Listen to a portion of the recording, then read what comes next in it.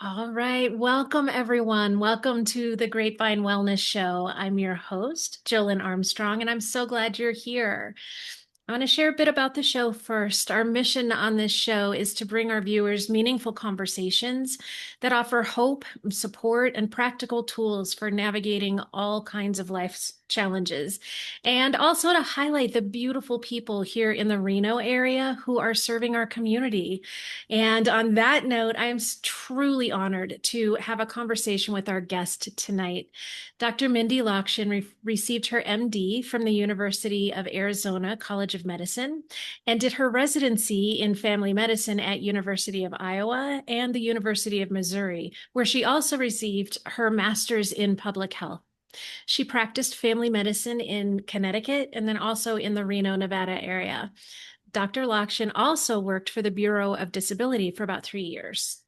After retiring from medicine, she never lost her passion for helping others. She has several family members and close friends with Parkinson's disease, and she saw the needs in Northern Nevada. So Dr. Lokshin founded the Parkinson's Support Center of Northern Nevada. Such an admirable thing to do. My goodness. Dr. Lokshin, welcome to the show. It's truly an honor to have you. Thank you, Jolyn. It's just an honor to be here. Fantastic. Well, I'm really looking forward to, and have been for some time, um, to learning more details about what Parkinson's is and all of the things about that. But I'd love first to go back a little bit and start with a bit about your personal history, your kind of journey through medicine, what led you to that, and how you went from practicing family medicine to founding the Parkinson Support Center. You mind taking us on that little journey first? Sure. I think like most people who go into medicine, you go into medicine both because you're fascinated by the science of how the body works, how people work, as well as just wanting to help. And you want to help people as much as you can. So that was sort of the origin. Family medicine kind of pulled it all together for me because I could see newborns to old folks, everything in between, see people transition from different stages of life Mm. and help with all of that. Yeah. The idea of a family physician is that you're, in a way, the orchestra conductor. You're the one who can see all the resources, see the subspecialists, the specialists, the experts in different areas, and say, gee, I see you have this problem. Perhaps this person might be able to help you, or this program that's over here in this area might be able to help you. So it's to conduct in a way to pull together as many resources as possible, not just yourself, but other resources in the community for each person. Nice. That being said, while I was practicing, I then had two kids and I stopped practicing to be home with my kids because I knew they needed me. Yeah. It didn't stop me from being incredibly busy in the nonprofit world and volunteering everywhere and learning how the nonprofit world works in terms of education, advocacy, music programs, uh, as well as healthcare issues. Mm. I went back to work for the Bureau of Disability, as you said, because I wanted to see how I could help from that side. I had more and more people I knew. Of course, as we age, we become both more aware and more attuned to people with different kinds of abilities and disabilities. So I wanted to see how that system worked. I stopped right before COVID because my father had been diagnosed with Parkinson's. My mother-in-law had passed with Parkinson's. My sister-in-law has young onset Parkinson's. I have other family members, and even the owner of the gym I was going to had young onset Parkinson's. So I looked around and said, what was available here in Northern Nevada? Because other than the friends locally, all the family members actually lived in major metropolitan areas that had a lot of resources. In Phoenix, there's the Muhammad Ali Center for Parkinson's. And New York City, Michael J. Fox has made sure that there's a lot of great resources there. So I looked around Northern Nevada and there really wasn't much. So, together with some equally passionate now board members, we put our heads together and said, what can we do to provide resources? And then COVID hit. Oh, So we started with just a website. And a website was our way of having a safe central location to pull together as many resources, the links for resources, phone numbers, descriptions, information about Parkinson's disease and therapy options, whether it be in person if people were willing or able to go, or online, to pull together all those resources in one central place. And then as COVID restrictions lifted, we were able to do more. And one of the first things we did is we started having some focus groups with people with Parkinson's disease, some therapists, speech therapists, physical therapists, other providers to say, okay, what is really needed here? What would you have wanted when you were first diagnosed? And that was sort of the springboard for quite a few of our programs. wow. You saw a need and you said, okay, I'm meeting this need. Yeah, I'm grateful you said your family were all in kind of the metropolitan areas where there are resources. That had to be such a like a comfort for you, but also seeing that kind of juxtaposition, I guess, from the larger metropolitan areas to here. Reno's not tiny, but yeah, as far as resources, especially maybe, I don't know if, how much better it's gotten lately in, other areas, but you've certainly helped in the Parkinson's area. It's amazing what you've done. And seeing what's available in other places is a great way to learn what works, Yeah. what doesn't. I've made great contacts in different communities because I reached out and said, hey, what are you doing that's really working for your community? Yeah. We don't want to reinvent the wheel. We want to use what has made sense and worked in other communities. And the epitome of that actually is out of those focus groups, people said they wanted someone to talk to when they first got diagnosed. What a Yeah. huge thing that is, right? You're told you have something, given pills, see you in 6 months. Doesn't work very well, right? Oh. You call and say, hey, I'm feeling this. Is that normal? What else could I do? Yeah. Right? So we searched the web because we could still do that early and found that the Parkinson Association of San Diego had just started an amazing program they call their mentor program, where they train volunteers who have experience with the disease, either living with it themselves, being care partners, healthcare professionals, whatever. They train them with a series of uh, very educational videos that help them understand more about the disease, because just because you have it doesn't mean you know everything, and also some of the medical legal background. And then they pair people with people newly diagnosed. So we were their first satellite site for the Parkinson Association of San Diego's mentor program, and we're very proud of that. And it's still going strong and one of our most popular programs. Oh, I can imagine. I can imagine. And I think about, you're talking about pulling resources in and almost talking about this in a similar way to being a primary care physician, right? I'm the orchestrator, but and so you've kind of got that background and a physician's mind in this, but you've got a family's heart in this too, right? With so many family members and close friends who have experienced that. So, did that influence also some of the things that you offer, that kind of understanding from a family's perspective? You can only imagine. Yeah. So that's where we started off right away, making sure that we always had things for care partners. And Yeah. we call them care partners. Some people like to call it caregiver. We call it care partner because you're a life partner, whether it be a spouse, a child, a very close friend, somebody who's been with you for a long time and you're not paid. And Yeah. often caregivers are those paid caregivers that you hire, which are critical and Yeah. so incredibly important for the full picture of care. But a care partner is the one who's really emotionally invested, and there's other issues for them. So we've always made sure that we have programs for our care partners too. Fantastic. Oh, I love that. I love that. Well, let's get into what exactly Parkinson's disease is, because I know you hear it over the years and we know a couple of celebrities, that kind of thing. But yeah, can you give us the doctor version, the real version of what this is? Yeah. All real. It's all real.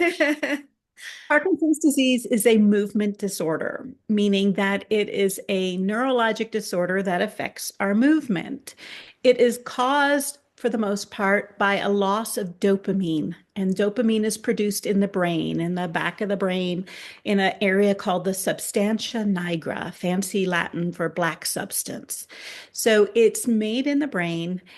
It is the neurotransmitter that is affects mood as well as movement. So if you think of, that marathon runner who goes, "Yeah, I went running, I got my dopamine high," Yes. the dopamine low.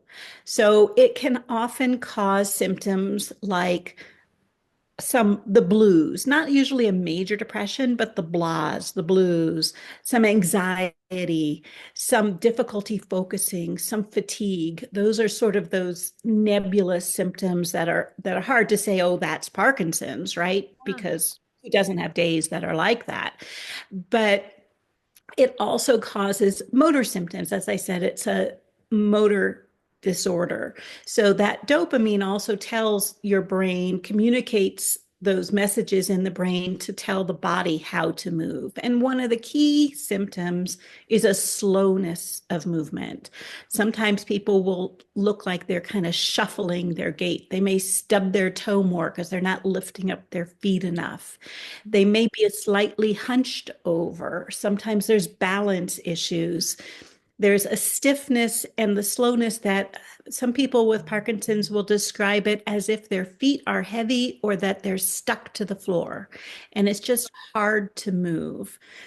There's also often a tremor, but we think of people who have, the shaky hand, that's Parkinson's. Well, 75% of people with Parkinson's do have a tremor, but that means 25% of people never have one.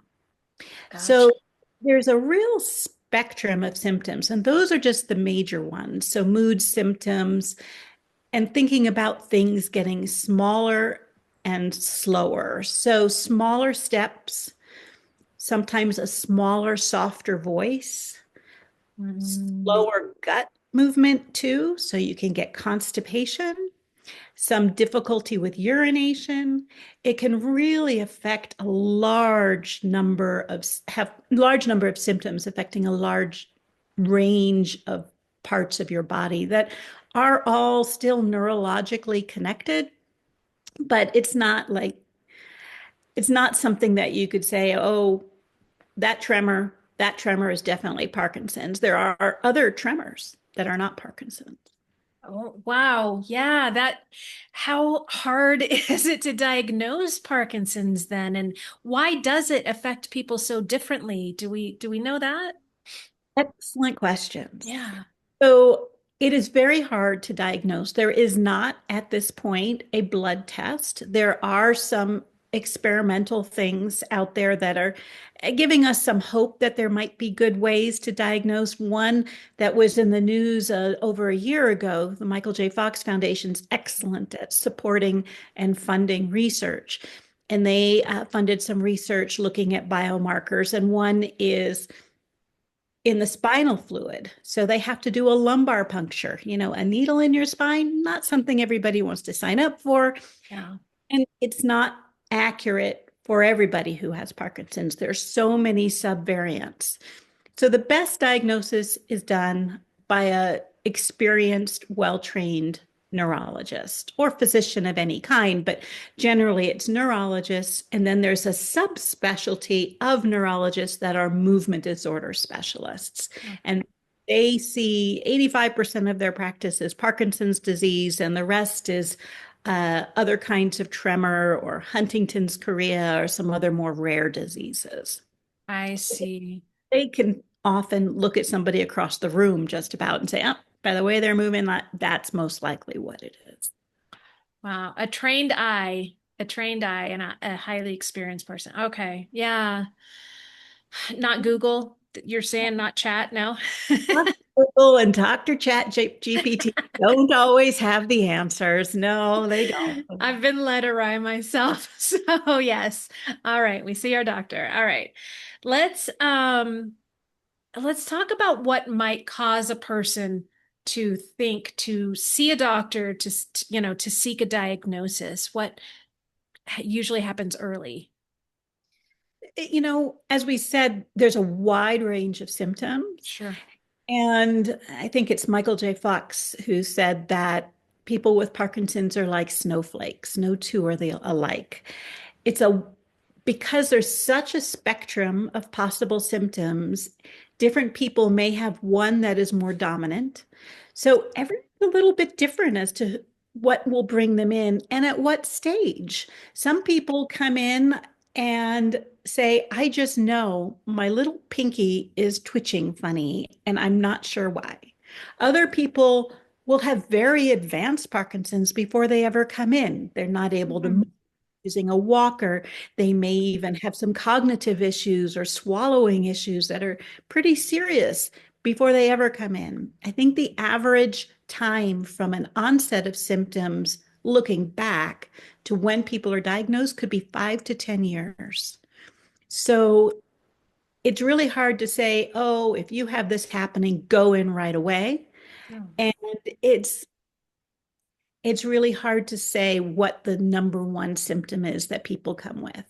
I can see that. I mean, for me, it seems like some of the symptoms that you were mentioning, if I've got slow digestion, I'm getting a little bit constipated, whatever, and I'm feeling a little lethargic, maybe, I'm not going to immediately think Parkinson's. I can only imagine that misdiagnoses or just missing this is probably really common in those first, however, Yeah, 5 or 8 years. especially for those kind of more Yeah, non-motor symptoms, because what you're describing could also be low thyroid, could be so right. many, could be depression, could be or just not moving enough, right? If we don't move enough, we can get 100%. constipated and tired and have all those symptoms. So, right, there's a lot of different things. So it's really hard to tease it out and to know for sure, which is part of the delay in diagnosis. Yeah. Oh, I can totally get that. And so one question I want to ask, and you may not have a great answer for this, is, what do we watch for? What are some of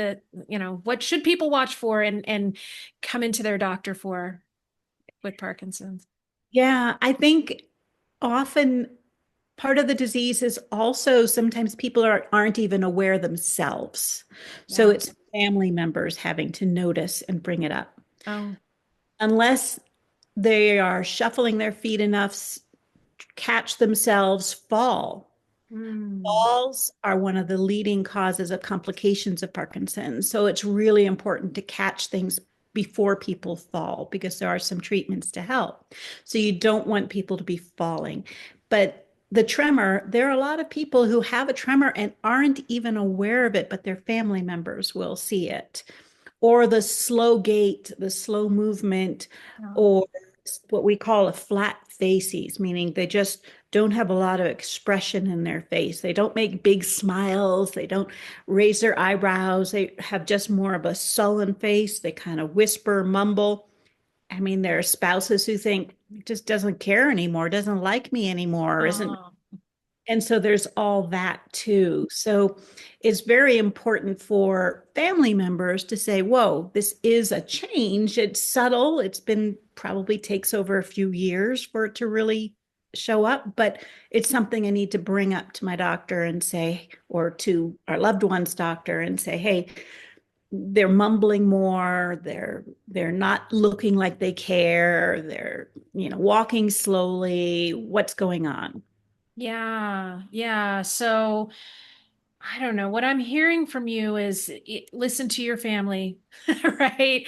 When someone mentions something, maybe, and would you just say regular healthcare in general and answering a physician's questions too, and just bringing things like this that you don't know to the doctor and letting your doctor kind of help steer you a bit?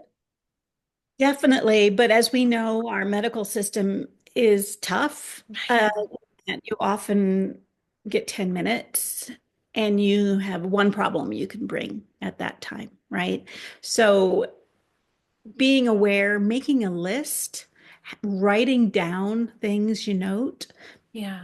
you yourself, I fell 3 times last week. Why? I'm not sure why I fell. Or I'm noticing that when I'm tired, my tremor is really, I can see it now. And someone else has been saying, hey, are you drinking too much coffee? Are you Yeah. nervous about something?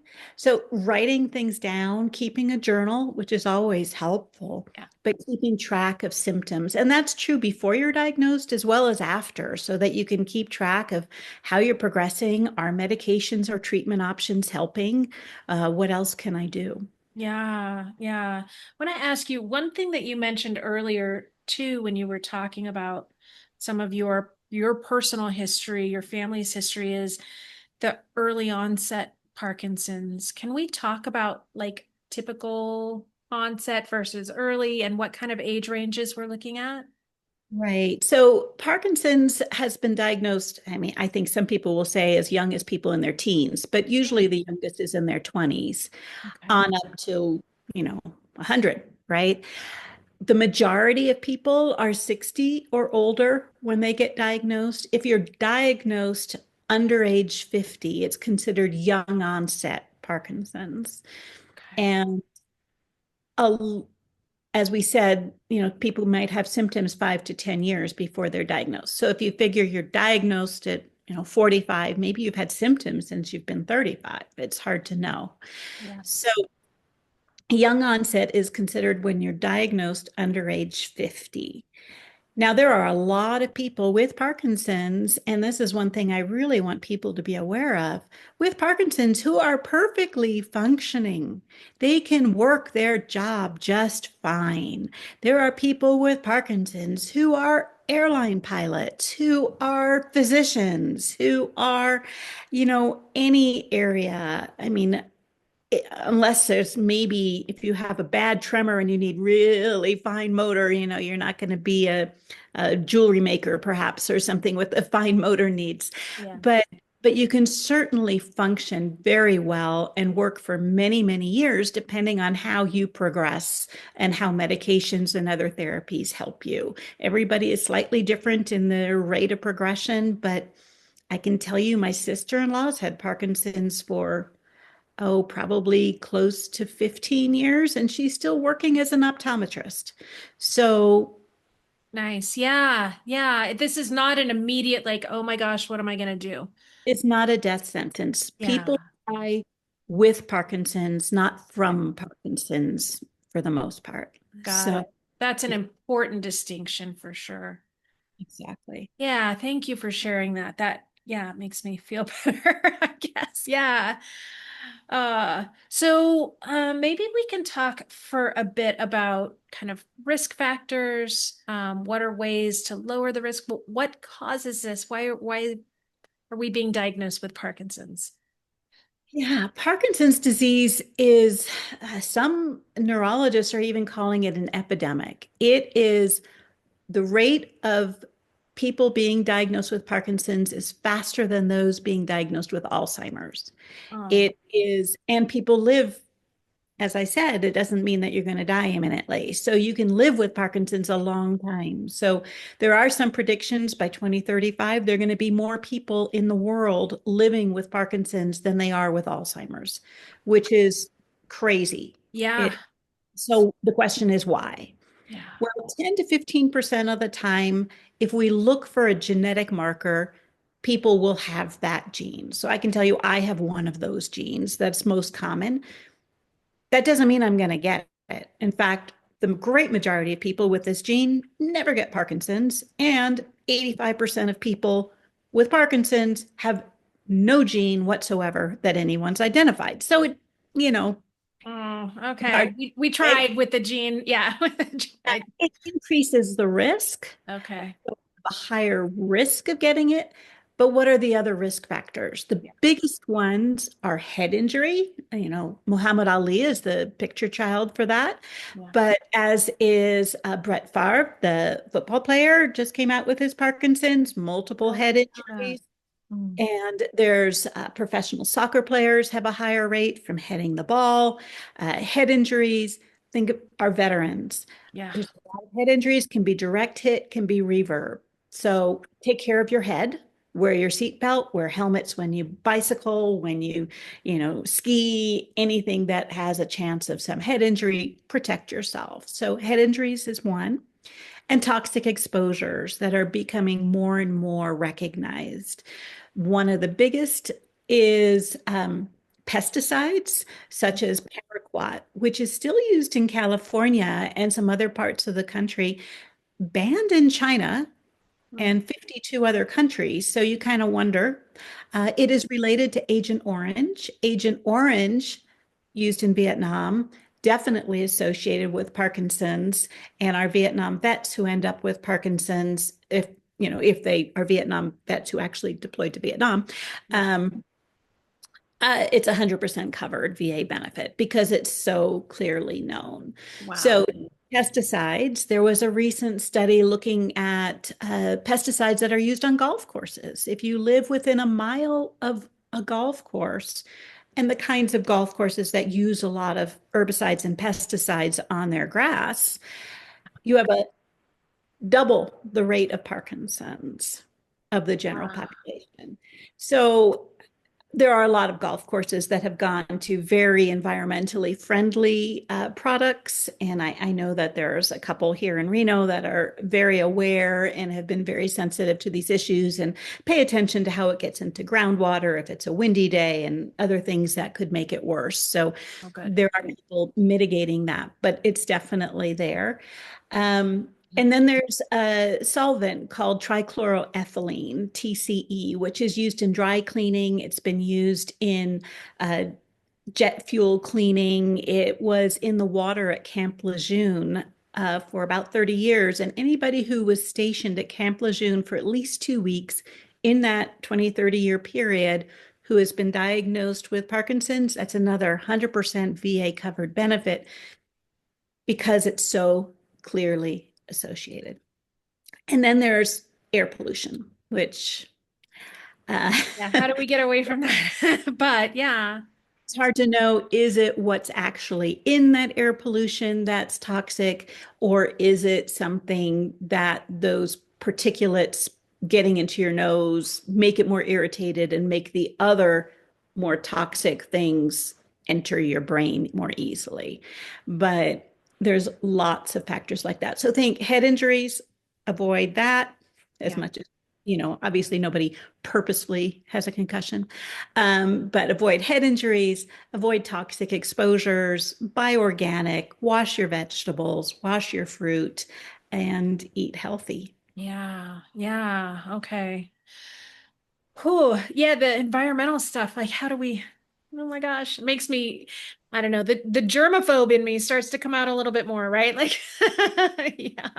I think a big thing is to advocate, and that's something we Yeah. really quite a bit at the Parkinson Support Center is we really try to advocate. So we're advocating both for the people who are living with the disease by going and talking to workplaces, talking to, Rotary clubs, basically anyone who will listen to educate so people are aware of risks, aware of the disease, aware that people with the disease can still function and work very well and be very productive members of our society, but also advocate to our politicians to increase regulation on some of these toxins, to increase regulations so that kids in high school and younger aren't heading balls and having young head injuries, Yeah. things like that. So Yeah. Can we have that's another thing we can all do. flag football, please, for the little ones? Yes. Yeah. So, man, you've really opened my eyes to a lot of things. Sure that there's more that, we all kind of have some misconceptions about what Parkinson's is or things about Parkinson's. And in addition to all of the things that you've already shared, are there other myths or anything that, yeah, it'd be good for us all to know? I think the two big ones that I know people get so scared, you have Parkinson's, and they think, gee, am I going to be a wheelchair in a year? Yeah. So I think that's a myth. I think people should know that they can live very well with Parkinson's. You kind of, change a little bit how you live and change some expectations, but keep up with exercise. Exercise is just so important. Yeah. And keep exercising your body and your mind to keep the mind strong, the body strong, your balance better, less likely to have falls, continue to engage socially, be open, share with your family what's going on so people know that your flat, sullen face isn't that you don't care about them, but just that's just your face right now, but you do care. And Yeah. things like that. I think that's a really important one. It's just be open and be hopeful. There we go. Okay. Hopeful there's going to be a cure. Yeah, yeah, absolutely. So you mentioned exercise. I want to get to that in a moment, but I had another thought as you were talking. Parkinson's, this is a movement disorder you mentioned. Are there Can we talk about cognitive issues as well? Is it more movement related, physical related, or what are the cognitive parts of this, if It any? is more movement related, Yeah, but there are some people who say up to 50% of people will have some cognitive decline. Now, some of that's hard to tease out because it is predominantly yeah, an old person's disease. yeah. And we get other things. Just because you get Parkinson's doesn't mean you don't get Alzheimer's, that you don't get little multi-infarct dementia, other causes for cognitive decline. Sometimes the depression related to having a chronic disease, as well as just the loss of dopamine, makes us not focus as well. So there's some cognitive decline, but up to 50% will have some cognitive decline at some point in Okay. their course. And 10 to 20% might actually have a true dementia. Now, that being said, there are Parkinsonisms, as they call them, which gets even more complicated. Because if you think Lewy body dementia is similar to Parkinson's, but much more rapidly progressive and much more dementia. So Robin Williams is the poster child for that. So Yes. that is related to Parkinson's. It does have some movement. It is a dopamine related problem, but it's a much more aggressive dementia itself. Okay. So it's important again to have a really good neurologist who can help parse things out and help figure out what's going on. Gotcha. Okay. Yeah, that was my dad's diagnosis was Lewy body dementia. And I can see, in thinking back through his progression with that, there were movement issues towards the end, but that was much more like cognitive related with movement issues, right? So, okay. All right. It's fascinating and also just makes me so sad too, right? Like we need to find what's going on, how to cure this for sure. So getting back to, you mentioned exercise earlier. Can we talk about that a little bit? You've said exercise. Yeah, tell me a little bit more about that and its effect on the progression of Parkinson's disease. Sure. So exercise is the only thing that's been shown in research to slow the progression of the disease. Wow. And there's some new studies showing that perhaps there's some dietary changes that might also help, but exercise has really been shown to help. And so, what kind of exercise? Well, there's two ways to think of it. One is saying that an hour and a half of exercise a day or 7,500 steps. Of course, everybody's steps are slightly bigger or smaller than each other's, but roughly 7,500 steps can really help slow progression. And that can be moderate aerobic, not like running the marathon, but there's all sorts of programs. There's rock steady boxing that helps people with non-contact, no, not Muhammad Ali hitting the head, Yeah. non-contact boxing that helps with balance, movement, and you can work up a sweat in that class. Basically, an exercise that you do work up a sweat for Okay. an hour. It could be a vigorous walk. I mean, if you're comfortable and you can, go for a run. I know people who were Ironman competitors before they, and that was part of how they got diagnosed, is because, oops, they weren't competing quite as aggressively as they used to. So Yeah. exercise is important to help slow. It's also helpful to keep your core strength, your balance, and your mobility better. So things like yoga, Tai Chi also are excellent for balance, for mobility, for strength, and that core strength that can really help you in the long run. Nice, nice. Okay. Fantastic. And so we want a good sweat, walking, balance related stuff. And it can actually slow the progression, not just help us manage symptoms, but slow the progression. That is really good news. Yes. Well, you think that dopamine high, like I talked about at the beginning, Yeah. stimulate some inherent dopamine is the thought. Wow. Yeah, that makes sense. Oh, that's interesting. Okay.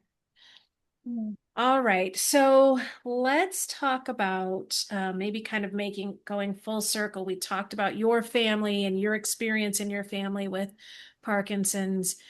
Let's address those people either living with Parkinson's or caring for someone who has Parkinson's. Let's talk about the support and resources they should be looking for, those that are available. Yeah, let's talk about that. I I'm just going to say that my dog might start barking Oh, shortly. okay. I see someone coming. Um, so I would say the big things to always keep track of is that you have a physician who understands Parkinson's and the range of symptoms, that you see physical therapy on a regular basis, even if it's just a once a year check in to and a physical therapist who knows Parkinson's.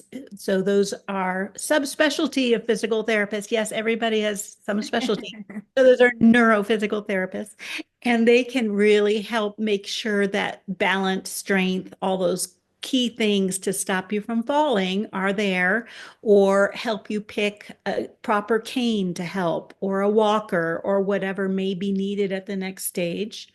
Speech therapy, incredibly important. Have a good speech therapist, because speech is a sign.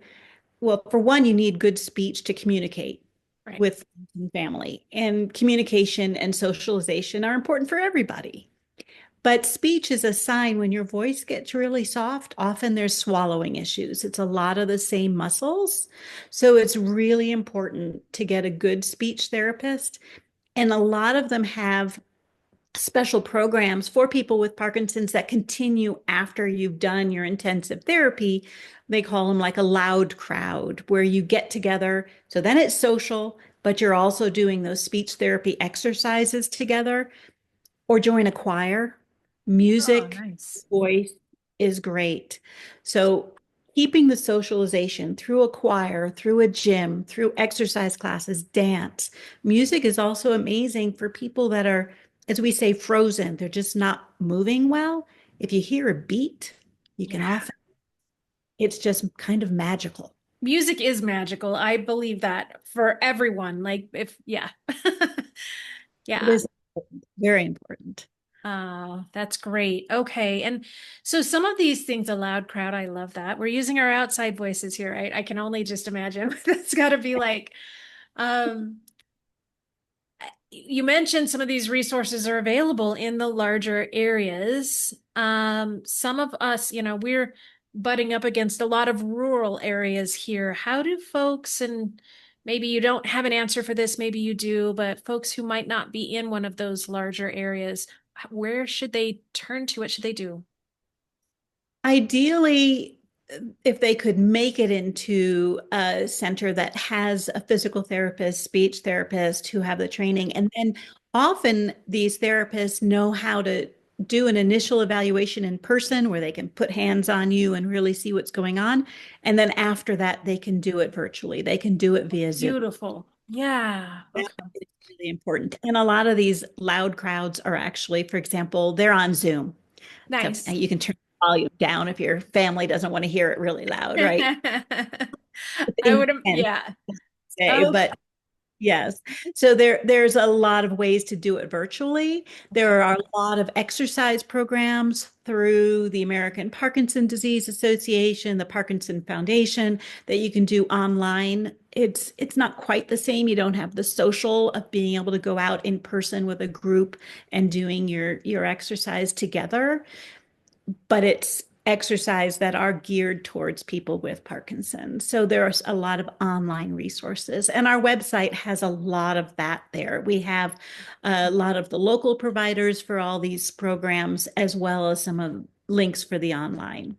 Beautiful, beautiful. Okay, yeah, I think, as horrific as the COVID experience was worldwide, I think that the proliferation of online resources is the good thing. If there's only one, maybe, I don't know, but that's, It is the silver lining. It is that people yeah, are more comfortable with online, and yeah, they became more available too, both. right. We were forced to create things like that and make things available. So I'm glad that all of those resources are available for sure. Well, you mentioned your website. Let's talk about how yeah, how to get in touch with you, what you're providing this area and so forth. The satellite from San Diego, that's amazing. But yeah, let's look at what you're offering here. Yeah, so we have the mentor program that I mentioned. Yeah. We have support groups that we call community groups, or PD for Parkinson's disease, PD community groups. And those are regional. We have one Northwest Reno, we have one uh, in Carson City. We're affiliated with several others. We have one in Fallon. We're hoping to start one in Winnemucca. And several of these are also hybrid, so that if somebody's not having a good day or doesn't have transportation, they don't miss out on that group. But also, if they're in more outlying areas, they can join virtually. So those are Nice. our community groups.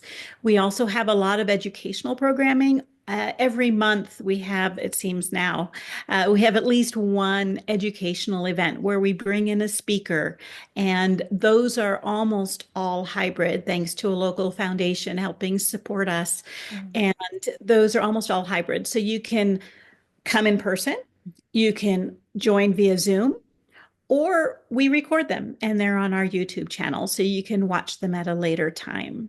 Beautiful, beautiful. And I'll link all of that too in the show notes just for anyone watching or listening. It's all those links will be there for sure. So good.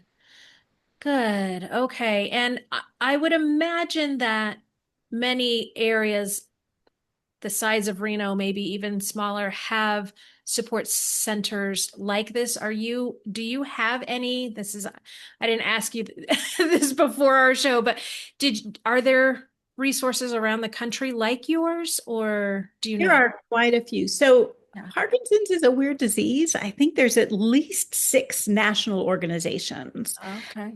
that do not have necessarily boots on the ground in the community. So there's the Michael J. Fox Foundation. They do a lot of advocacy and fundraising for research.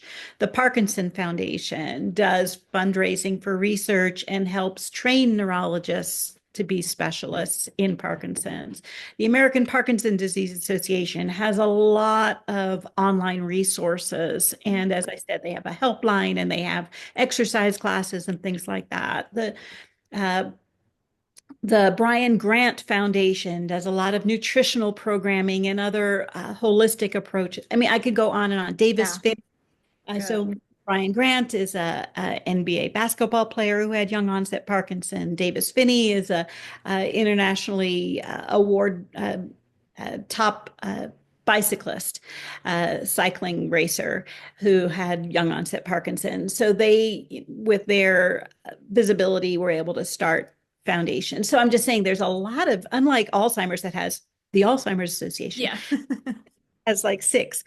But then when you look at what we do, we are the only ones in Northern Nevada. There are two organizations in Las Vegas. There's one based out of Sacramento for Northern California. So different areas have their own, just unique to that area, grassroots organization serving their community.